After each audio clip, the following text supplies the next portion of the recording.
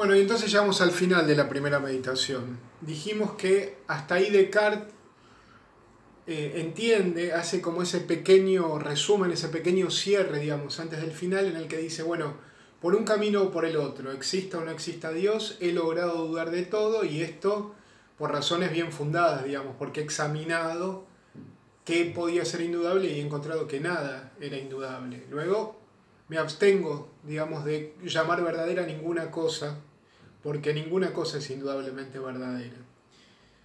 Dice, hay un párrafo después en el que aparece algo así como un propósito, como el propósito que él mismo se plantea, como el propósito que él mismo quiere sostener, el de, nos repite una vez más que el camino a la certeza no tiene nunca que ver con ir hacia la probabilidad, que ir hacia la probabilidad es ir en definitiva hacia la duda, y que paradójicamente ir hacia la duda es ir hacia la certeza. Solo yendo hacia la duda metódica, hacia el ejercicio de la duda, uno puede eventualmente, superando esa duda y encontrando una primera verdad indudable que hasta ahora no ha encontrado, encontrar ulteriores certezas y entonces reconstruir el conocimiento que uno tiene o que tenía, pero ahora en términos de certeza. Ese es el camino que se propone Descartes, y dice, no basta con haberme hecho estas observaciones, debo creérmelas, debo digamos, sostener la voluntad de este escepticismo que estoy ejerciendo, sino que además debo esforzarme por recordarlas, porque aquellas opiniones antiguas, dicen, el libro es verde, el mundo existe, 2 más 3 es 5, siempre vienen a seducirme, siempre vienen a decirme, aceptá, Descartes, que las cosas son así, aceptá la probabilidad como indudabilidad y, digamos, no sigas en esta tesitura, en esta posición metafísica tan fuerte, tan dura, tan difícil de sostener. El trato largo y familiar que han tenido conmigo, aquellas opiniones, les da el derecho de ocupar mi mente a pesar de mí, casi adueñándose de mis convicciones. Y nunca voy a perder la costumbre, dice, de aceptarlas tal como son y de confiar en ellas mientras entienda ¿cuánto valen esas opiniones? ¿Cuánto valen? Son muy probablemente verdaderas. Son verdaderas con mucha probabilidad. Pero son dudosas también en algún sentido. Y entonces, en esta tesitura, en esta posición, en este propósito que me hago de tratar de encontrar certeza, sé que el camino a la certeza no pasa por la probabilidad, luego allí donde hay probabilidad debo yo considerar que hay falsedad. Entonces sé cómo son estas opiniones. Es muy probablemente verdadero que el libro sea verde, es muy probablemente verdadero que el mundo exista, es muy probablemente verdadero que 2 más 3 sea 5, pero lo único que sirve, camino a la certeza, es considerar todo eso como falso, en tanto que esas cosas son dudosas. ¿Y por qué son dudosas? ¿Son muy dudosas? No, son dudosas simplemente porque he encontrado argumentos para ponerlas en duda. Dice, pienso por lo tanto que usaré mejor de mi razón si, tomando un partido contrario, empleo todo mi cuidado en engañarme a mí mismo, fingiendo que todos esos pensamientos son falsos e imaginarios. Y luego viene finalmente el argumento aquel por el cual va a dudar de que 2 más 3 es 5, el argumento que va a poner, con el que va a poner en duda las verdades analíticas, y al final el argumento al cual le va a cargar todo el escepticismo, toda la duda. Es un argumento famoso. ¿Se acuerdan que dijimos que esta última parte de la primera meditación estaba estructurada así? Descartes presenta un argumento para dudar de que 2 más 3 es 5, examina las dificultades de ese argumento, está interesado particularmente en examinar el argumento, luego lo retira y presenta un segundo y definitivo argumento por el cual va a lograr dudar de que 2 más 3 es 5, por el cual va a dudar de que las verdades analíticas sean verdaderas. Y es el famoso argumento del genio maligno. Existiría una entidad, una instancia de manipulación del contenido de mi mente que controlaría mis pensamientos y me haría creer que 2 más 3 es 5 cuando en realidad no lo es. No podría, este es el argumento. Recordemos siempre esto, el argumento no necesita ser verdadero, el argumento es una hipótesis, digamos. No podría existir un argumento, una instancia de manipulación del contenido de mi mente que me hiciera creer que 2 más 3 es 5 cuando en realidad no lo es. Si existiera, 2 más 3 podría no ser 5. supondré entonces que hay no un verdadero Dios. Retiro la idea de que Dios me engaña.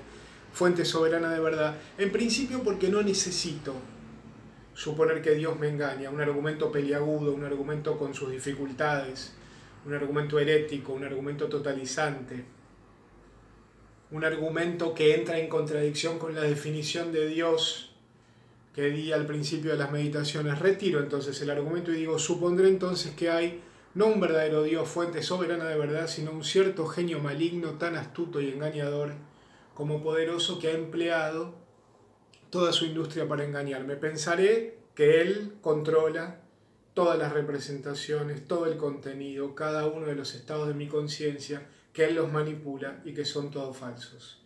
El libro no es verde porque Él me engaña, el mundo no existe porque Él me hace creer que existe cuando en realidad no existe, 2 más 3 no es 5 porque Él me hace creer que 2 más 3 es 5 cuando en realidad no lo es. Es decir, le cargo al genio maligno ahora, aunque el genio maligno nace como argumento específico para dudar de la verdad de las verdades analíticas, le cargo, es fácil hacerlo, le cargo todo el engaño, toda la falsedad se la cargo a él, es él el que me engaña. Dice, pensaré que el cielo, el aire, la tierra, los colores, las figuras, los sonidos y todas las cosas exteriores que vemos son ilusiones y engaños de los que se sirve para sorprender mi credulidad. Me consideraré a mí mismo como careciendo de manos, de ojos, de carne y de sangre y de todo sentido, pero creyendo falsamente tener todo eso, como si fuera un cerebro en un balde. Nada existe más que mi cerebro y la manipulación general, que es la realidad. Nada existe más que el genio maligno. Pueden ser un par de científicos que me hicieran vivir diferentes estados de conciencia y que me hicieran creer, por ejemplo, que estoy dando clase cuando en realidad nada existe ni el mundo existe. Me considero a mí mismo como careciendo de manos, de ojos, de carne y de sangre y de todo sentido, pero creyendo falsamente tenerlo todo. Permanecería obstinadamente aferrado a este pensamiento.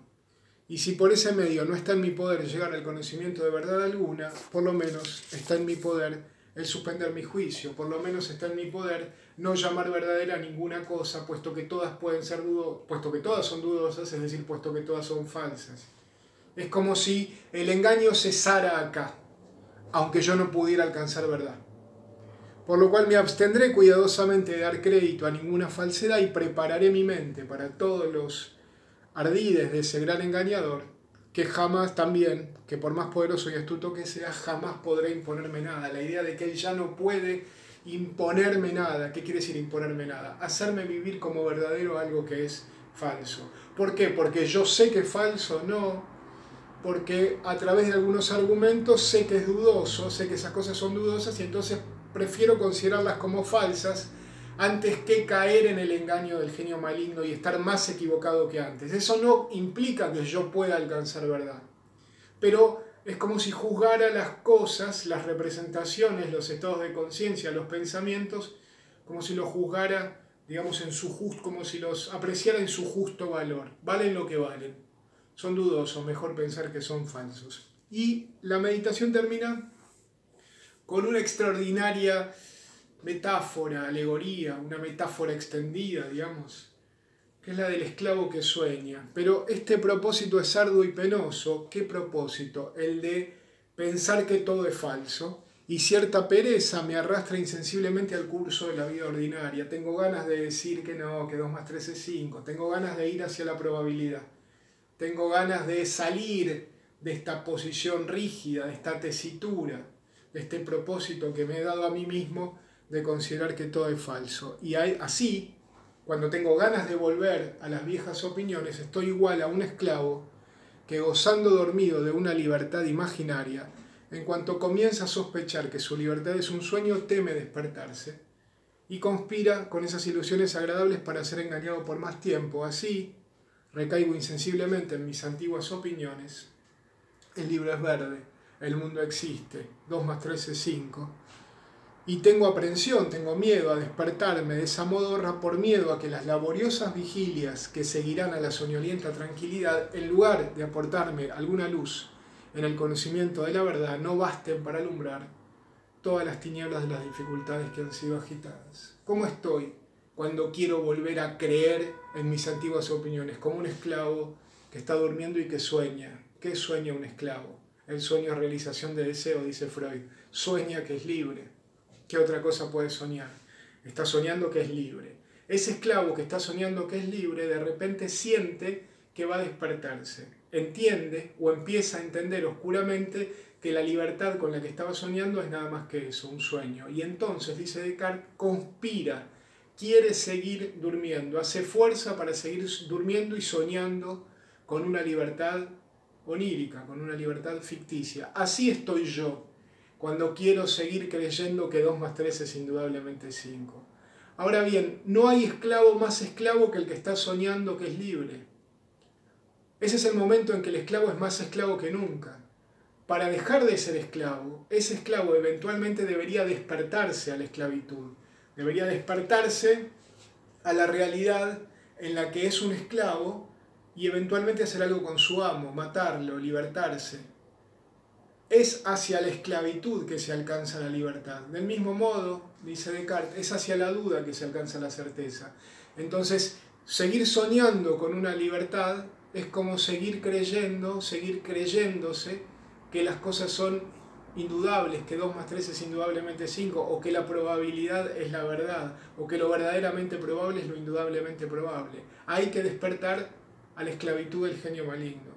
Si a uno se le ha ocurrido el argumento de que tener una mente podría ser tener intervenidos, digamos, todos los estados de conciencia y que todos podrían ser falsos, uno ya no puede olvidar ese argumento y seguir soñando con una libertad fingida, con una libertad onírica. Debo despertarme a la esclavitud, pero me da miedo. ¿Por qué? Porque quizá todo este esfuerzo, lo único que hizo, habla de las laboriosas vigilias, de los días que seguirán, quizá todo este esfuerzo lo único que hizo es mostrarme que todo es falso, que puede serlo, y que no hay modo de acceder a ningún otro conocimiento.